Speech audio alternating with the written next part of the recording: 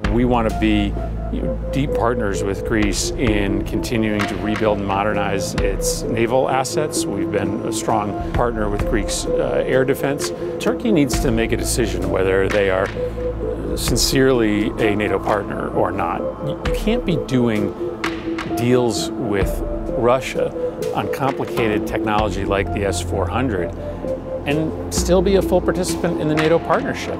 Do you see an actual threat for terrorism in the Eastern Mediterranean region? I think we have to be constantly vigilant about terrorist threat. I was a strong supporter of President Biden's decision to leave Afghanistan.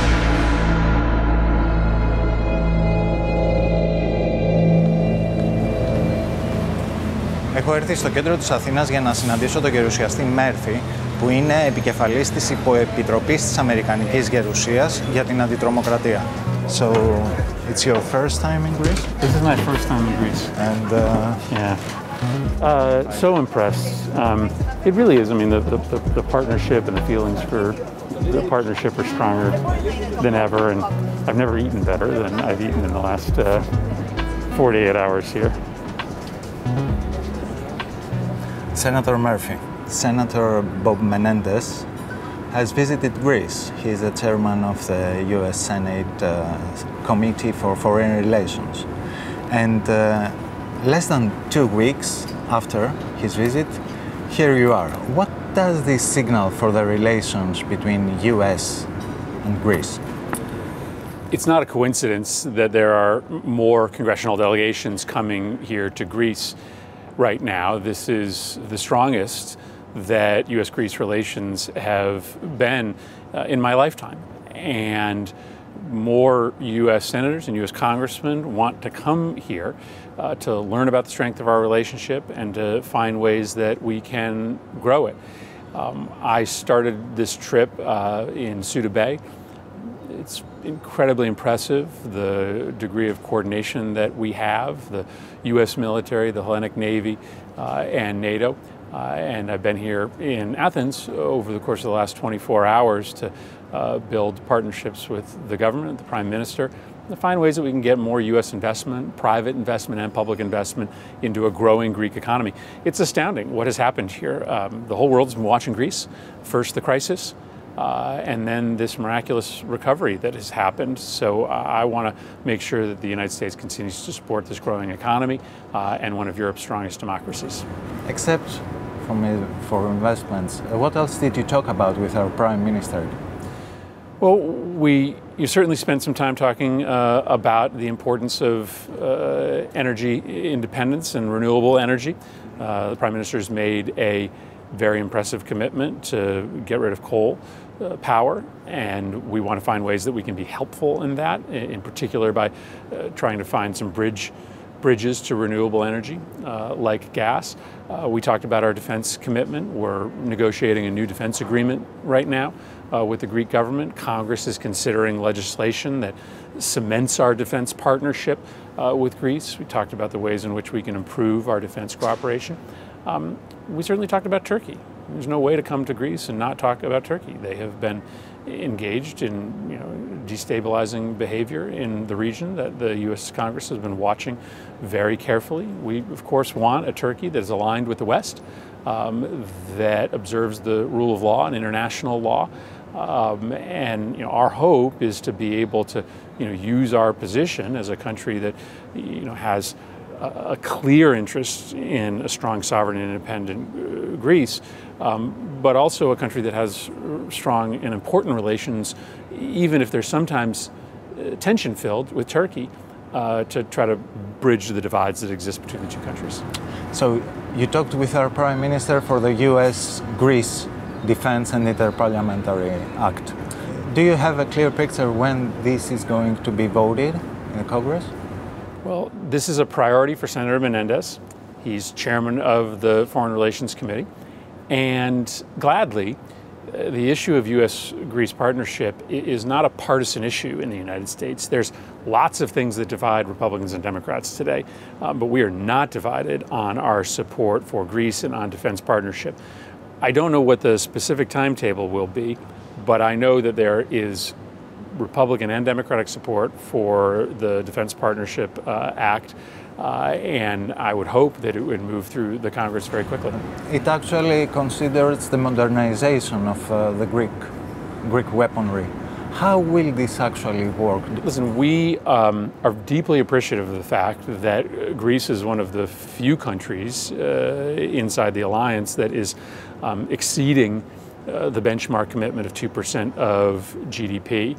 And we want to be deep partners with Greece in continuing to rebuild and modernize its naval assets. We've been a strong partner with Greece's air defense. A lot of those decisions about the how and when of investments will be left up to the administration. But this legislation can give some certainty that we'll continue to be partners in these modernization efforts. Listen, we want to be partners whenever Greece wants us to be partners. Greece sometimes will end up buying equipment from the United States. In other instances, it may buy equipment from other NATO partners. But we stand at the ready, U.S. companies stand at the ready to try to offer cost-effective and technologically advanced systems to the Greek government. You are the chairman of the U.S. Senate Foreign Relations Subcommittee on Counterterrorism. Do you see an actual threat for terrorism in the Eastern Mediterranean region after the U.S. troops pulled out from Afghanistan? Well, I think we have to be constantly vigilant about terrorist threat. I was a strong supporter of President Biden's decision to leave Afghanistan. My constituents in Connecticut do not support these endless wars that cost the United States trillions of dollars, that get our allies dragged into wars that are not necessary for our common security. One of the other reasons I've supported getting out of Afghanistan is that Al-Qaeda is a shell of its former self.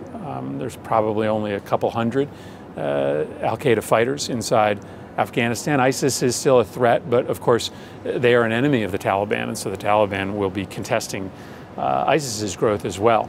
I think we're going to have to keep our eyes on the growth of the regrowth, the potential regrowth of Al-Qaeda in Afghanistan.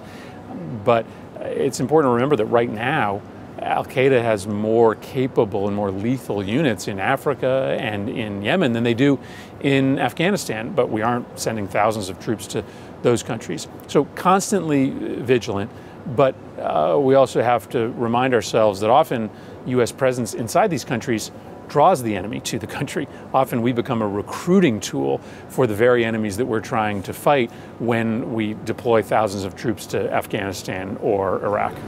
Do you see any threat for Greece, especially after the pulling out of the U.S. troops from Afghanistan? I don't think so. We'll continue to work with the Greek government if they have any concerns.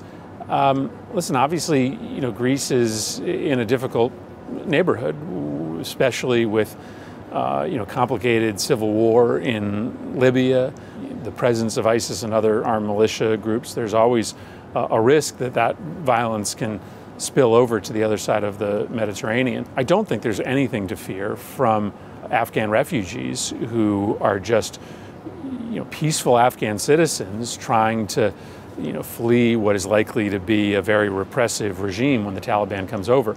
I'm going to be very supportive of the United States taking in Afghan refugees to our country, and I would hope that the Greek people are equally sympathetic and are willing to take vetted Syrian immigrants who pose no threat to the security of this nation into Greece as well.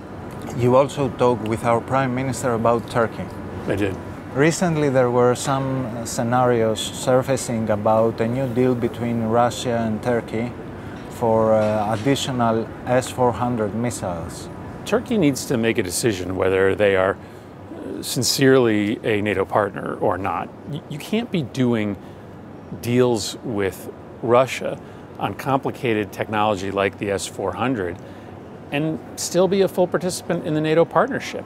I want Turkey to be part of NATO, but they need to make that decision. We can't be sharing sensitive defense technology with Turkey if they are going to be integrated with Russian missile defense. Just can't happen. And so that's why we've had to pull out our partnership on F-35 construction. So in the next few months will be critical. Speaking for myself, I'm willing to extend a hand to Turkey to try to look at a path to lift sanctions or to restart the F-35 program, but they need to be willing to take a different path on the S-400s. This is absolutely critical, and we need to send that message very clearly to Turkey. With new sanctions? Well, I mean, there are existing sanctions right now. We want to create space for Turkey to consider the equities on both sides and perhaps make a different choice. But turning that system on is not going to win friends in the United States. And Turkey should know that its long-term security interests lie with NATO, the most capable defense alliance in the world. That is a better place for Turkey to be to protect its own interests going forward. Obviously, we need to do a better job of making that case to Turkey, but I want them part of NATO, but I want them to be a real partner in the alliance, not a partner that is taking help from NATO on one hand and help from Russia on the other. And what about the illegal and provocative actions of Turkey in the Eastern Mediterranean region? We hope that the United States is in a position to keep Turkey on a path towards integration with the West. We understand that this is a country that will always want to keep good relations with all of its neighbors. But ultimately, Turkey's future is in an economy that is integrated with Europe and the United States. And that can't happen if they continue this kind of provocative behavior. And so we will try to use our position as a NATO ally of Turkey and a strong friend of Greece to attempt to bridge some of these gaps. But we should also make it very clear to Turkey that if they continue this behavior intended to exacerbate conflict rather than solve the conflict, then that makes it much harder for them to have a long-term strategic economic partnership and security partnership with the United States. According to your opinion, what are the main differences of the Biden administration's foreign policy in the Eastern Mediterranean in comparison to the Trump administration? Well, I think that there is some continuity, and I think it's important for there to be continuity between administrations. So the United States has undertaken an effort to try to help build strategic energy cooperation between partners in the Eastern Mediterranean.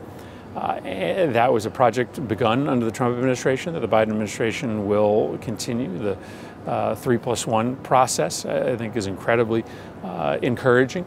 We will continue the Trump administration's efforts. The Biden administration will continue the Trump administration's efforts to bring LNG assets into our friends in the Eastern Med, like Greece. There, of course, are differences. We're going to try to bridge the differences between the Palestinians and the Israelis rather than exacerbate that conflict. We're going to draw nearer to our partners in Europe. On the north coast of the Mediterranean. We've seen a splintering of that alliance during the Trump administration.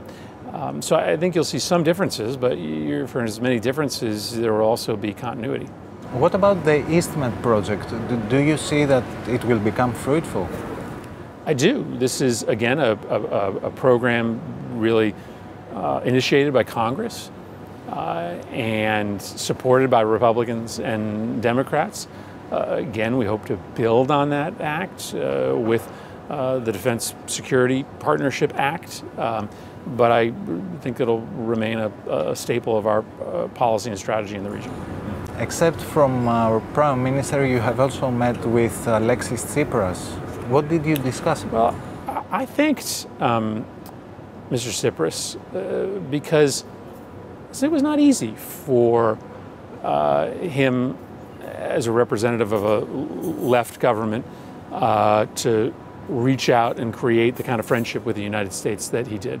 Obviously, we were extending a hand in crisis that Greece wasn't getting from some of their other friends and allies. But Mr. Tsipras and Prime Minister Tsipras, really helped build a bridge, an early bridge between the United States and Greece that is now stronger today than ever before. I also talked to him about the Balkans. I think that Prime Minister Tsipras was heroic in signing the Precipice Agreement and creating a platform of cooperation that I think can be copied by other nations and other competitors in the Balkans. Obviously, we have more work to do to effectuate that agreement, to make sure that Europe complies with its end of the bargain. But I think he will go down in history as a leader who took big risks to solve big problems, and I express my thanks to him for that. And your program was full. You have also met with Nikos Dendias, our Minister of Foreign Affairs. We talked about many of the same subjects. We also talked about Tunisia. This is an important country for Greece, and we just left a meeting with President Said. We expressed to him our strong hope that this crisis will end soon and the state of emergency will come to a swift end. We're hopeful that there'll be a new government, a new prime minister put in place. I think the president has an interest in, pursuing a conversation about reform of government. That's great. We just want to make sure that all the Tunisian people and the civil society are included in that conversation. And so I, talked with Foreign Minister Dendias about the importance of pressing President Said to bring the state of emergency to an end as quickly as possible and getting that country back on a pathway to participatory democracy. Senator Murphy, thank you very much for your time. Thank you.